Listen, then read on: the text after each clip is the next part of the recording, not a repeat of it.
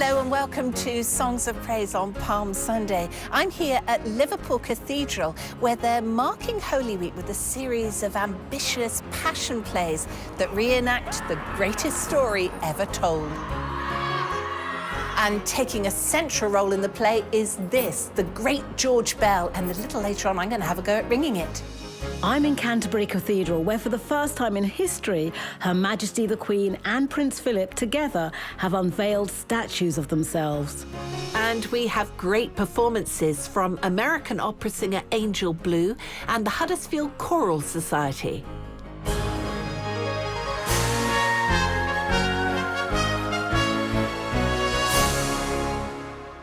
We start with a hymn which is a classic for Palm Sunday, recalling Jesus' triumphant procession into Jerusalem.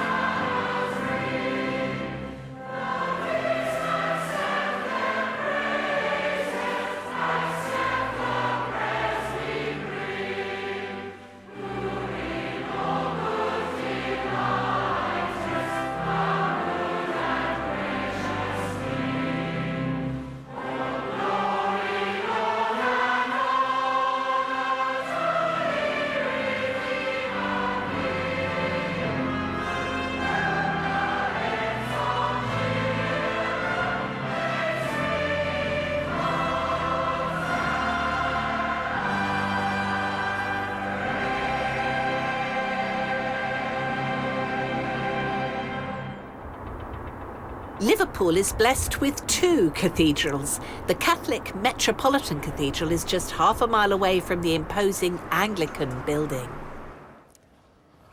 Wow!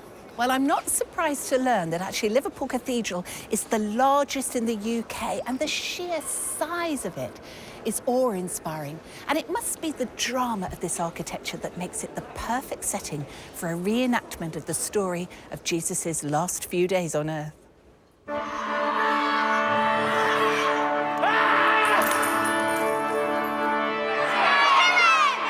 Throughout Holy Week, actors aged from 6 to 65 will perform Christ's Passion.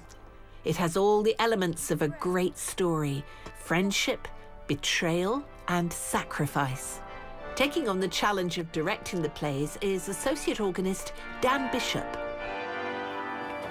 We're lucky to have a very, very large space, so we do use pretty much all of it in the performance of the Passion plays.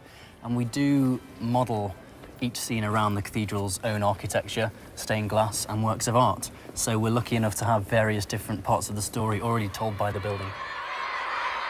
The audience are very much part of the action, especially in scenes such as the Last Supper, where some of our cast will go around and give the audience pieces of bread and make them feel as though the Last Supper is something that is for them, not just for the actors. The cast and chorus are made up of choristers, volunteers and members of the cathedral's youth group, both past and present. When they first told me that I was going to be Mary, I was quite anxious about it. I'm not a mum, so that's not an experience which I've been able to draw on. But I'm a primary school teacher, so I thought, you know, if anything happened to any of those children, how I would feel about it.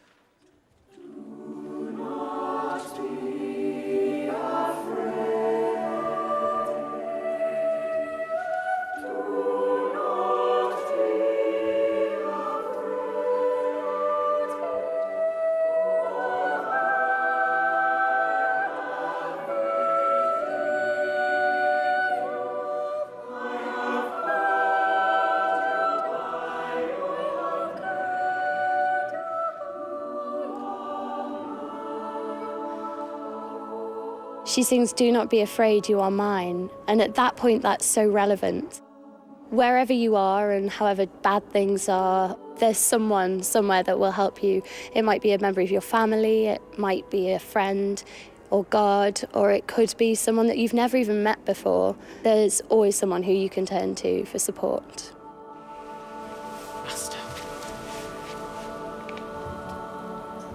Well, Judas really strengthens my faith because he is shown as doing wrong and betraying Jesus. We do wrong as well. So what he does is he really just strengthens my faith that if I do wrong, God will forgive me as God forgave Judas. There is one member of the cast who's never seen, but definitely heard. When the disciple Peter denies ever knowing Jesus, Great George makes his presence felt. You will deny me 3 times. George is the cathedral's largest bell. It's a very special sound. We only hear Great George on Christmas morning and Easter morning, and then also on events of national significance. And it's the only bell that we can hear clearly inside the building. A little later on, I'm going to be heading up to the bell tower to try my hand, in fact, both hands and every muscle in my body to try ringing it. But first, a wonderful performance from the American opera singer Angel Blue.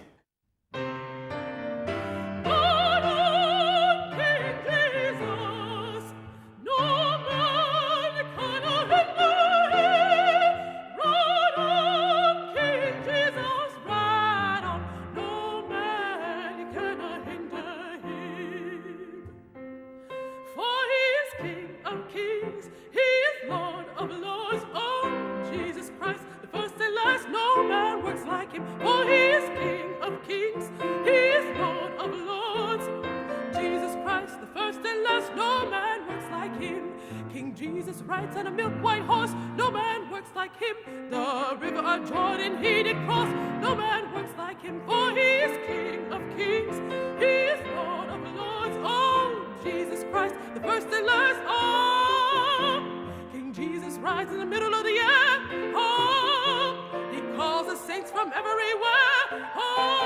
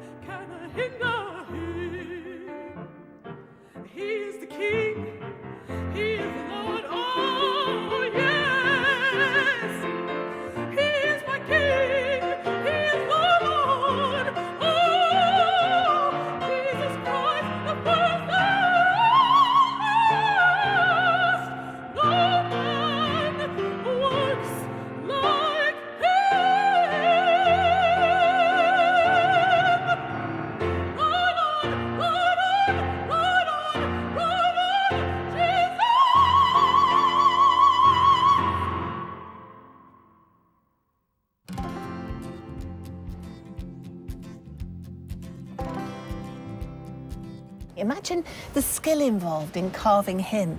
But then, of course, cathedrals are full of examples of craftsmanship, especially in stonemasonry.